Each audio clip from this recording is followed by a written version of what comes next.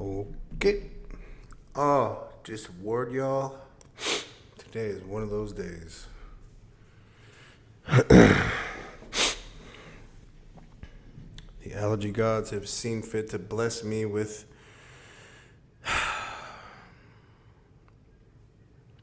symptoms. Either way, welcome back to the It Bees Like That podcast.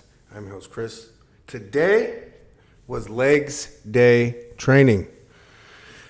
It was good. Very, very good. Let me break it down for you. Let me show you. I don't know. This might be a little too much game to be given away to y'all.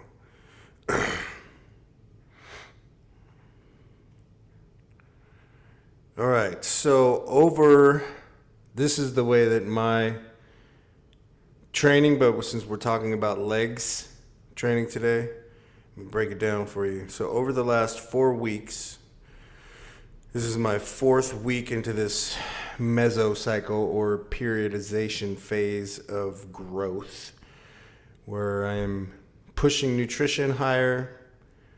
Well, actually the highest it's been. I'm probably going to stay relatively close to where I'm at. I continue to gain weight, so I don't see a need to continue to push nutrition higher so long as I continue to gain weight and I'm not getting fat. I am a bit smoother than I'd like, but some of that is water retention, and also it's to be expected. You want a certain percentage of body fat. It protects your joints, but it helps you, I'm going to say this, partition nutrients in such a way that is effective or most efficient for muscle building. So naturally, yeah, you're going to store some fat. But anyway, this is where I'm at. Week 4 of this periodization. Today was legs training, as I say. And week 1. So just to let you know, week 1 was, my first movement was 220, so belt squat. So 220 for 8 reps. Week 4, 235. So that's a 35-pound or 15-pound increase in 4 weeks. Could I have hit 235 on belt squat for the reps and sets that I'm doing now? Sure. Probably a little earlier. However, we want to feed this increase in such a way that it extends that runway, right? So if I were to hit 235, let's see, 2 or 3 weeks ago, right? Then I would have hit a systemic fatigue wall long before I would have gotten to an effective loading for growth phase along the way, right? Does that make any sense? So I would have hit that loading early, and I would have still had all of this room to go, but I would hit that loading and systemic fatigue so early that my trajectory would have been like abrupt and then started to just decrease right away, because there's only so much that we can do or ask or require of the human body before we are required to give it time to recuperate and rest. So with hypertrophy training, as I say, in nutrition goes hand in hand. It's the same principle. We don't want to increase food so rapidly that we shorten that runway and we start to accrue body fat at such a rate that we get so fat so quickly that it actually does physically become harder for the body to partition nutrients in such a way to continue to build muscle. We actually start shuttling more nutrients toward fat storage than we do toward muscle building, and we end up having to end our massing phase early and begin a cutting phase, which, I don't know, maybe if that's your thing, but I want to build as much muscle for as long as I can as possible. So same difference with the periodization for hypertrophy. It's not rocket science, but it does take a bit of intention and a bit of thoughtfulness and planning on your part. It's not like when we were in our late teens, early 20s, and the only planning required was what we were going to wear to the gym, and whether or not we were going to drink beer or protein shakes afterward. Today, at 45, it definitely takes a bit more planning. As I say, a bit more intention and thoughtfulness going into it, and on the other side of it. So today was great. I really pushed the boundaries, and I noticed I could have gone further, but it does help with regard to managing systemic fatigue and risks to injury and progressive overload. Doing these things all within a reasonable window. One of the tools that we use is reps in reserve, and this isn't like a new idea. But it gives you a general framework, and you may have to tinker with this a little bit because it'll depend. Well, it does depend lift to lift, day to day, week to week, and largely has a lot to do with how hydrated you are, how well you've slept, how you manage stress, all of the other stuff that goes into being a human being. Typically, early in a periodization phase like this, the optimal range would be 3 reps in reserve. So what does that mean? I think we've talked about it before, but 3 reps in reserve would mean that I could get 3 more reps. But at that 3 reps left in my mind, I can picture getting 3 more on my own without a spot. But these are going to slow down significantly in that last one, knowing that the 4th one I'll probably need a spot. Where I'm at now in the 4th week, we're going 1 rep in reserve. As loading increases, reps increase, sets increase, reps in reserve decrease, because we want to push that envelope closer to failure. And right now, on the later half of this 6-week cycle, we're still managing to get steps, and we're not doing what some call direct cardio. So we're not just jumping on the treadmill and intentionally burning a set amount of calories or intending to try to burn some fat. We're doing more of the kind of cardio that helps manage fatigue. So we're just getting a certain number of steps within a range, and then really maximizing on rest and just kicking it. So as much hanging out, doing nothing, with any actual physical requirements is best. Making sure, of course, that we hit our numbers as far as nutrition goes, getting adequate sleep. But otherwise, yeah, just kicking it, man, and repairing and recovering. As we all know, that building muscle doesn't happen in the gym, it happens at home. So what happens outside of the gym. So what we do outside of training has a tremendous impact on the rate at which we build muscle, how much muscle we build, and how quickly we recover from workouts. The sooner the better, but when I say that, the sooner the better, I mean you want to be recovered before the next time comes around. So if you're training legs twice a week, you want to be recovered for your either first leg session or second leg session, either that morning you're okay, yeah, I'm recovering, I'm ready to go, or the day before.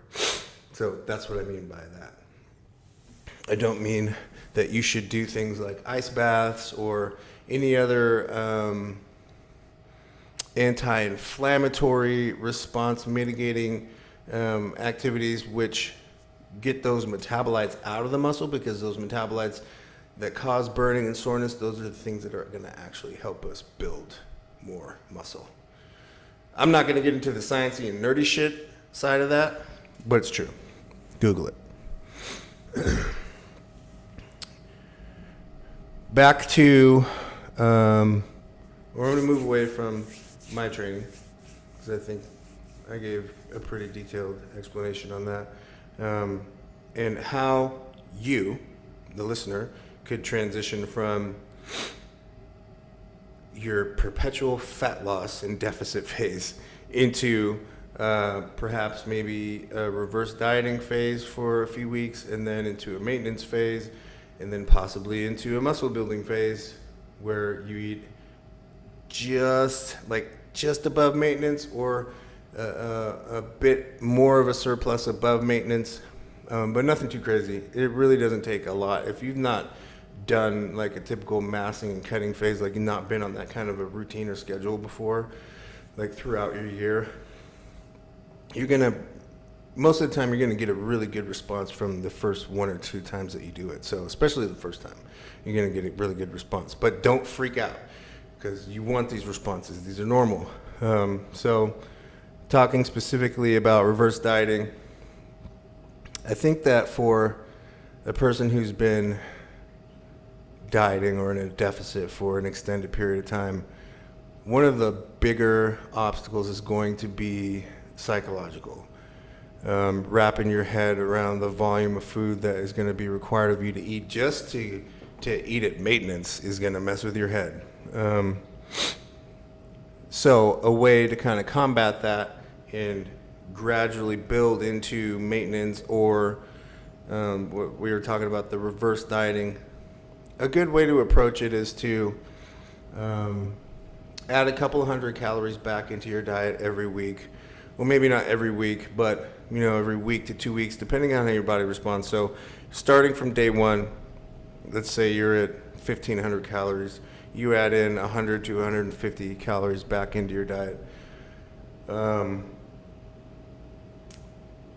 You should already be eating the proper amount of protein. And what that would look like is just under 1 gram or up to 1.5 grams per pound of body weight.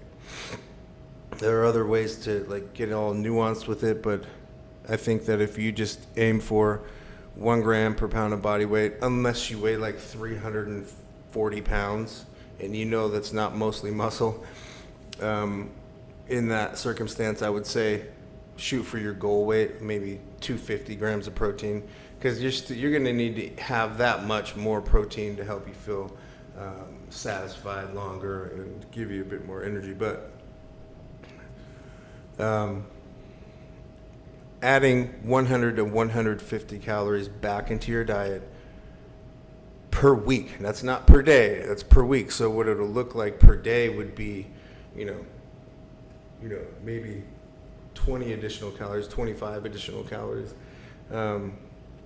per day. It could be a few carbs here, a few grams of fat here, but over the course of a week that adds up. So you're going to end up with your 100 to 150. But doing that until you get to maintenance, building into that, and that'll give you time. You can go every 2 weeks and you can eat the added nutrition, look at the scale, gauge your progress. Hey, no move, no change. That's good. You shouldn't see much of any change. The only change that you really should see if you're adding the appropriate amounts and types of nutrition would be slight changes in fluid. But as far as body fat goes, as long as you're moving, in appropriate amounts, getting the right amount of movement, exercise, training, recovery, and stuff like that, you should be A-okay. Do not worry about getting fat.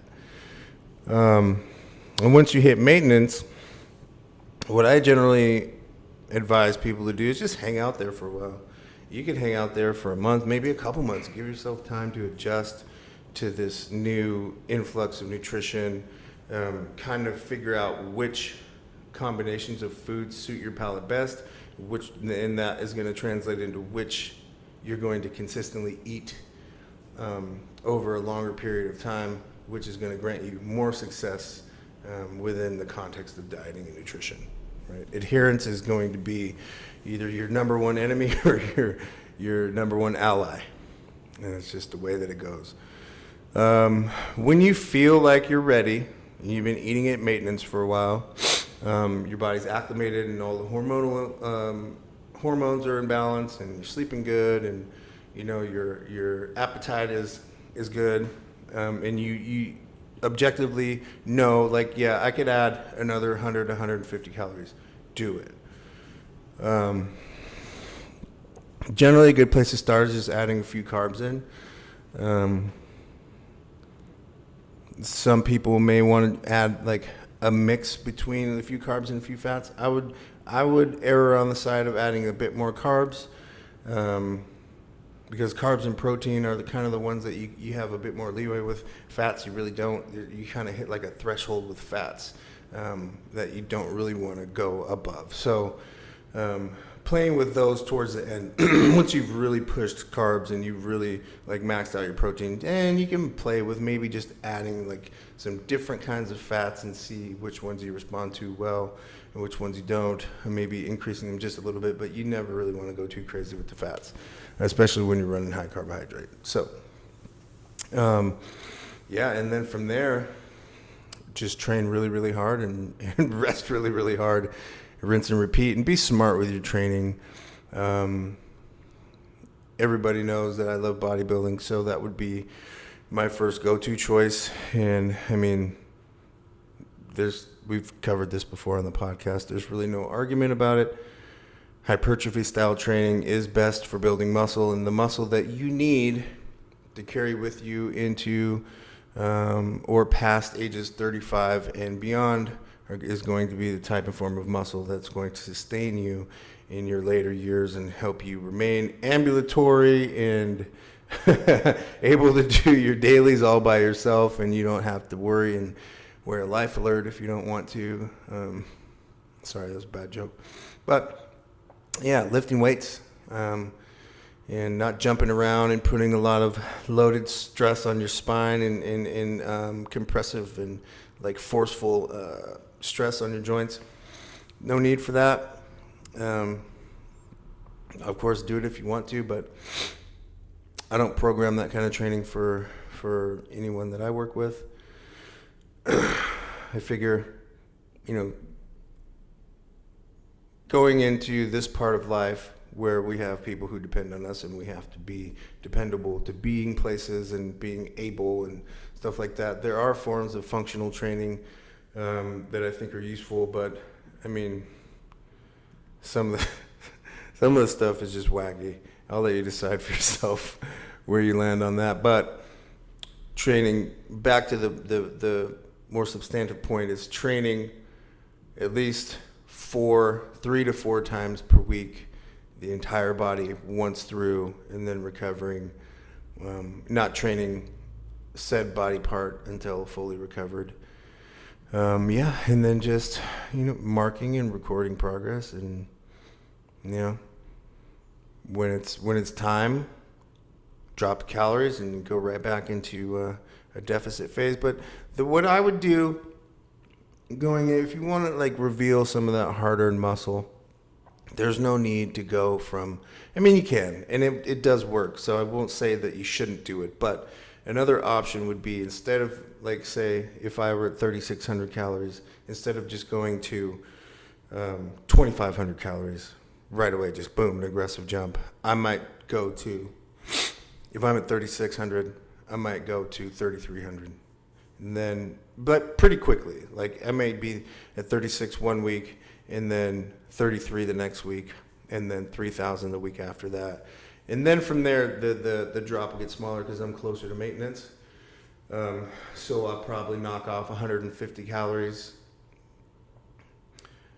knock off another 100 until I see that scale moving at about 1.5 to 2 pounds a week. Anything beyond that, you're kind of getting into muscle burning territory, and that's definitely something you don't want to do.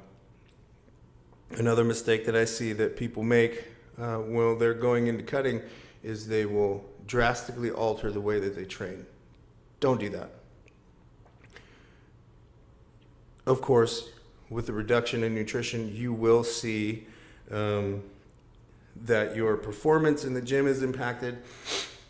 You're going to lose some strength on a few lifts, but overall, you should do your best. It's advisable to do your best to maintain a level of intensity that is close to or closely matches what you've done all along to build that muscle so that you can keep it.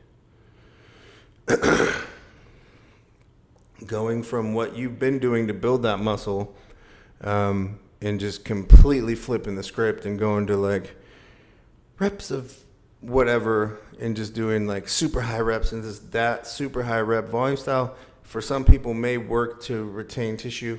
For most people, I think it's a bit more of a gamble than is necessary or worth it. So just take the hit to, take the strength hit, take a bit of the performance hit, stay as close to the intensity and structural framework of your training as you did to build the muscle, and you should be fine. You'll be fine. Of course, you're going to feel that, as I say, in your workouts, but being able to see that through for 4, 6, 8, 10 weeks, maybe even 12 weeks, depending on how much weight you got to lose or you want to lose. On the other side of that, you'll thank me, because you definitely don't want to get to the end of a cut and realize that you've burned 40 to 50% of the muscle that you worked a year and a half to put on. Fuck, dude. How discouraging would that be? Now you got to do it all over again. Holy shit, that would suck. So do your best not to do that. So that's why, again, I encourage people to, until you're familiar with how your body responds to different training and protocols, ease into it. It's not a race to the finish, With planning, you can take everything as slow as it needs to be. You don't need to just slam yourself with this crazy workload, which psychologically is hard to sustain. Once you hit that systemic fatigue wall, it's not impossible, but trust me, once you get there, it is tough to maintain. And if you've done your fair share of talking shit about how badass it's going to be on the other side, and then you find yourself wanting to quit, don't do it. Don't do it. Just see it through, and then next time be a bit smarter in your approach. Types of food. Obviously, you're going to want to, as I've covered many, many times before, pick things that you're going to stay with or that are sustainable, that you're going to be consistent with. But also, they should be single ingredient, whole foods. I've said it before, I'm not the only one. It's not an original idea or thought by me. The reason why we pick these foods is not only because they're good for us or good for our bodies, but because it's the best or easiest way to manage as many variables as possible, right? If it's a fucking sweet potato, we have a pretty good idea what's going into it, right? If it's a chicken breast, we have a pretty good idea what's going into it. Well, we sourced correctly, then we hope we do. Same thing with beef or whatever other whole food source, right? But if we're going to like Jack in the Box or whatever, if we're just eating whatever we want indiscriminately, so long as we just hit our protein target, there's all kinds of other shit that we're just throwing into the mix that we can't control, that if we were trying to control would take a lot of energy and time and maybe a team of people, and just not worth it. It's just not worth it, the inflammation and all the other shit that we're going to incur. It's just a better idea to eat clean 85 to 90% of the time, add in some free meals for a bit of a psychological break, and it's an effective way to kind of stoke the metabolism, keep that firing hot. Otherwise, it's not fucking rocket science, man. It's pretty straightforward. Since June, I've gained, around about 30, 35 pounds. But I've only put on 2 inches on my waist. That's pretty fucking good. I'm still so I'm still probably, I'd say, 34, 35 inch waist. So that's pretty damn good. That's pretty close to where I started when I competed. So, when I was around 6% body fat, 5 or 6% body fat. So, it's pretty good. Been putting on a solid amount of muscle.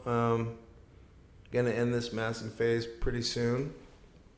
I'd say probably in the next couple of months. So, if you don't want your feelings hurt this summer, I suggest that you probably start your cutting phase now. I slay me. That was funny. But anyway, I hope that was useful. I hope that may clear some things up. Possibly give you some motivation, because winter's going to be over before you know it. It's going to be time to put those stringer tanks back on, y'all. Anyway, we'll see how it goes. If you didn't do it on the way in, do it on the way out. Hit that like, subscribe, and post notification bell so you can stay up to date on all the cool, fun, wacky shit we talk about here on the 8Bs Like That podcast. Peace, y'all.